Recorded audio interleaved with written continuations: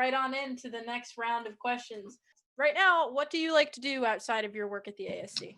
So I'm a big TV watcher. I play video games with my friends on the weekends often. We should be finishing Super Mario Odyssey this weekend, but Among Us is fun. I've been playing a lot of Among Us, but you know how it is. Yeah, me and Kim are avid gamers. We've been playing, we actually just in between calls started playing Valorant, so we play Valorant. Why did you choose to attend RIT? I'm a huge fan of the cold. My birthday's in the winter. I've always loved winter. And so I live in Connecticut, so it's relatively cold there during the winter. But then, we came here, I think it was Accepted Students Day. And I was like, this is like the perfect temperature. And, I love it here. What is something that you've struggled with in your time here at RIT? And what advice would you give your past self going? All right.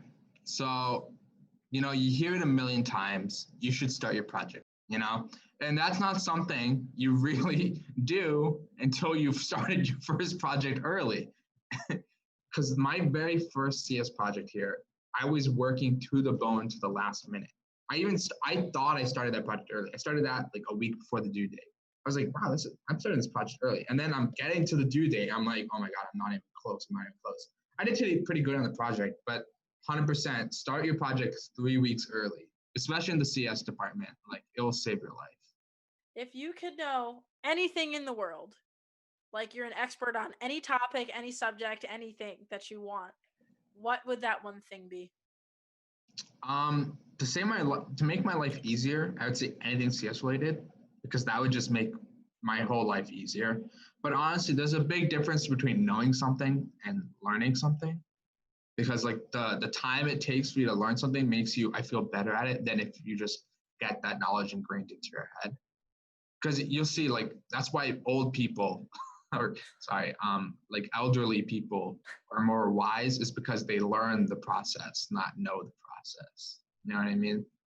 I mean, it depends on the elderly person, I guess. Yeah, like somebody from like The Notebook.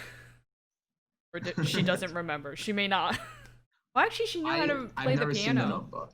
Oh. Well. Speaking of The Notebook, I have some notes on the next segment of Crazy Kim segments. And it is actually Kim's snack time.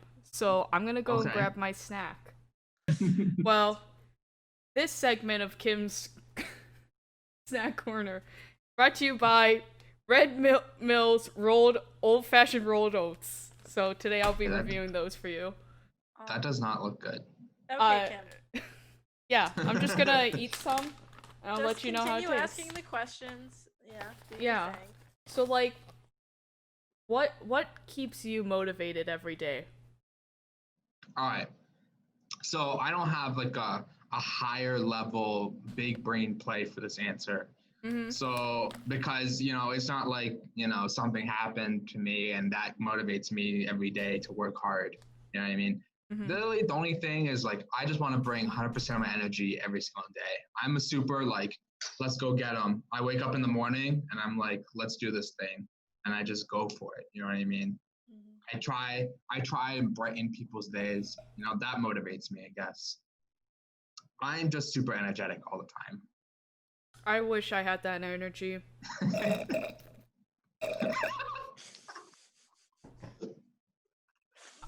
I'll be honest, guys. I don't know how long I can keep up this bit, because these oats are really chalky.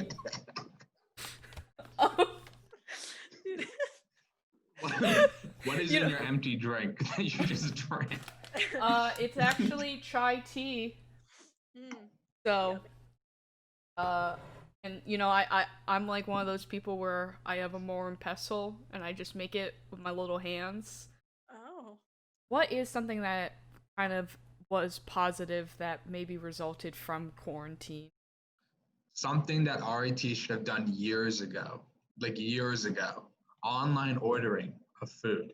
Oh my God, how does that much time be saved in one day just from not having to wait in line for food?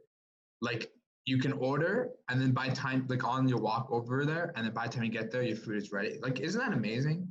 Oh, that yeah. Something I'm still waiting for delivery. You know what I mean? I'm waiting for the to get employees to run with your food to your dorm and drop it off. Or like in class.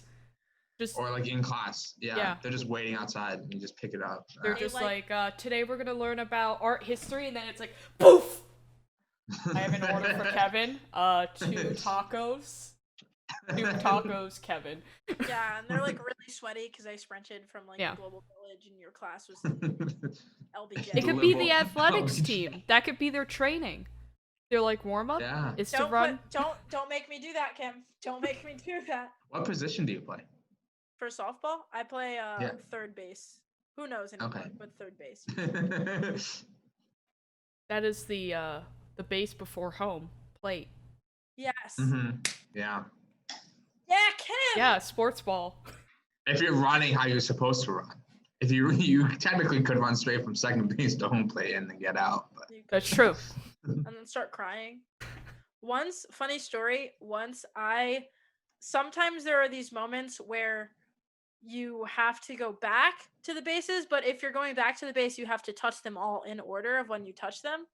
So I ran all the way from first base to home, and somebody made a diving catch, which meant I had to go all the way back around.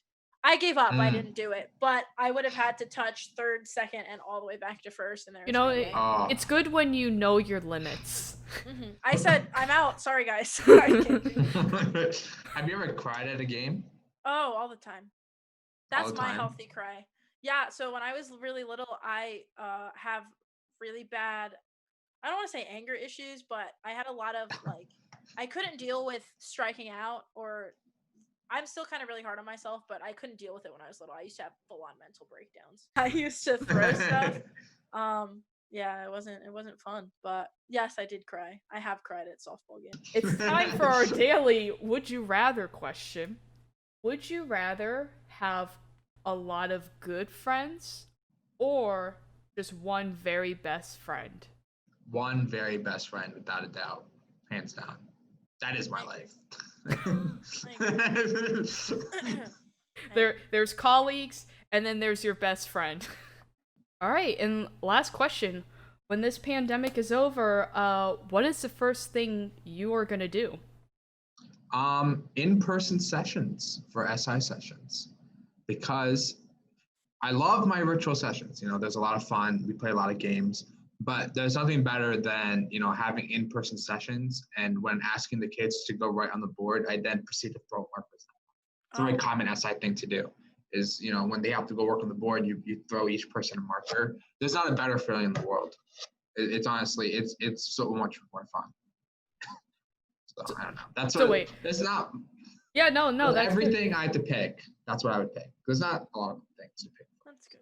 So wait, just to clarify, it's you like saying, "Hey, like Timmy, go up on the board," and then you toss him a marker, or do you throw it at him like? No, it's over.